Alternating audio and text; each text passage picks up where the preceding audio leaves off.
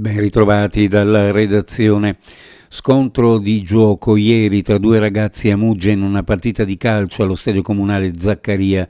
Il ragazzo, un minorenne di 17 anni, ha riportato un trauma cranico commotivo e la frattura della mandibola. È intervenuta un'ambulanza e l'automedica. Il ragazzo è stato intubato sul posto, stabilizzato e trasportato a Cattinara in codice rosso. È passato un anno dalla morte del 52enne di Roiano, colpito da un infarto cardiaco, e ancora non è stata fatta piena luce sulle circostanze dei soccorsi con l'ambulanza che ci aveva messo oltre mezz'ora per arrivare. Lo ricorda Walter Zalucar, ex già direttore del Dipartimento di Emergenza e Accettazione primario del pronto soccorso dell'azienda ospedaliera universitaria di Trieste. Al momento dell'infarto l'uomo si trovava nella sua abitazione in via Barbariga, distante 80 metri dalla posizione del 118 di Roiano e meno di 1 chilometro dal centro città. Ma perché questo ritardo dei soccorsi?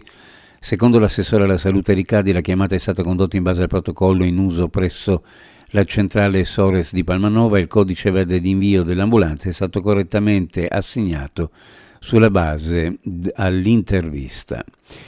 Posate nuove pietre d'inciampo a memoria degli ebrei vittime delle persecuzioni nazifasciste. Sono ad oggi 131 le Stolperstein a Trieste alla vigilia del giorno della memoria e nella ricorrenza dell'80° dall'apertura del tragico cancello di Auschwitz. Ieri mattina la prima posa delle 18 previste in Corso Italia al Civico 12, che ricordano Rosa Elia Baruch ed Enrichetta Baruch Polacco, che trovarono la morte ad Auschwitz nel 1944.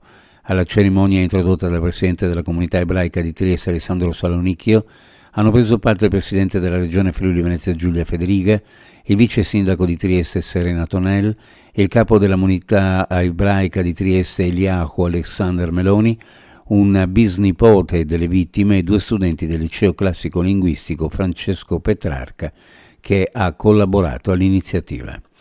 Un convegno a Trieste sulla mentale nel lavoro quotidiano dell'operatore di polizia, un tema più attuale e poco sviscerato. Lo organizza oggi la segreteria provinciale del Sindacato Autonomo di Polizia presso la Sala Unicusano nel corso del 10° congresso provinciale per il rinnovo delle cariche statutarie.